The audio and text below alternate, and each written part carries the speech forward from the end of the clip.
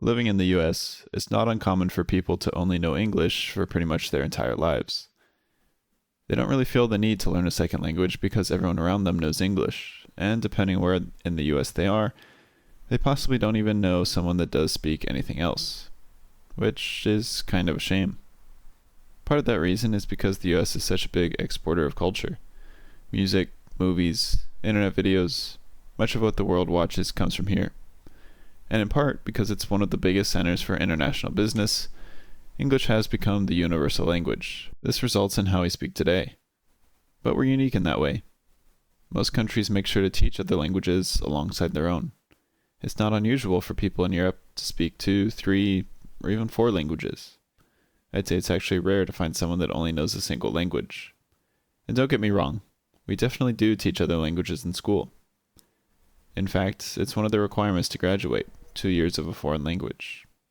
Usually Spanish or French, something else if you're lucky. Yet despite this, very few people ever reach fluency, or even get to a conversational level.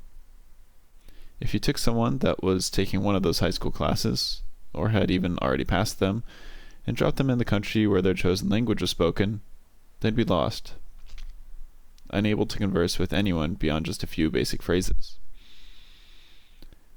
The normal response someone gives after graduating is, I took whatever language, and I don't remember a single thing from it. 2 years of classroom learning, and they aren't able to say a single word. I feel like that's kind of insane. I've been learning Japanese on and off for a few years now, and it's taught me how broken the system we have in place is for those language classes.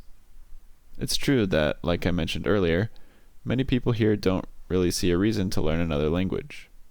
Why spend all this time learning something I'm never going to use? They think to themselves. But I think the bigger problem is the structure that is used for those classes. If someone took the same amount of time they spent in class, and instead spent those hours on their own, they would be much farther ahead in their language skills. I remember when I took my classes, the way we were taught was by having us get worksheets with rote memorization, just writing something down over and over again to try and ram it into memory. Or going over specific grammar points, with the teacher trying to get us to remember specific rules for each scenario. Not to mention one of the biggest issues with the class setting, which that a lot of the time spent will be listening to other people make mistakes in the language.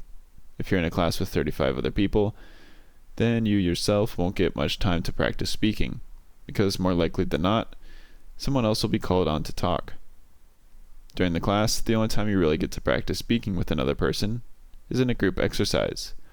But there's one big problem with this. The people in your group also do not know the language.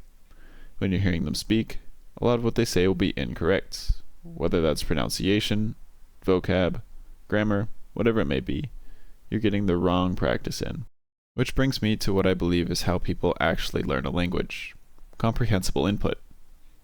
You learn vocab so that you can practice listening to or reading the language. And as long as it includes vocab that you've learned, it will start to stick. This includes grammar, which will naturally be learned this way, not by brute forcing it, trying to remember which rule to use while you're talking to someone. However, when you're in the classroom and talking to other people in your group, or even one-on-one, it's not only not very effective since they don't know very much, but could actually be actively making you worse, since you're now getting repetitions of their mistakes in. If instead you were learning on your own, you'd be listening to native speakers through TV shows, movies, videos, etc., which, if you think about it, listening to native speakers is exactly how you learn your first language as a child. Everyone around you is always speaking, and you just sort of have to learn it to get by. I mean, sure, you can take an English class in school, but realistically, we all just sort of learned it over time, growing through the thousands of hours of input that we got. There's no reason to think that we can't do the same as an adult.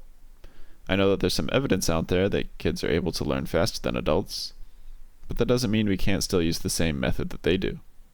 Plus, adults have one big advantage over children, and that's that we already know what things are.